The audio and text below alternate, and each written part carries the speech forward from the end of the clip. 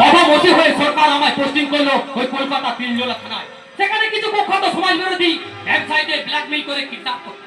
আমি যেই তাদের ধরার ফান পারলাম অমনি আমায় বদলি করে দিল ওই মেদিনীপুরে। সেখানে বাতাসে বারুদের গন্ধ, রাজনৈতিক দাঙ্গা, আজ বল তো কাল রেল রোকো অভিযান।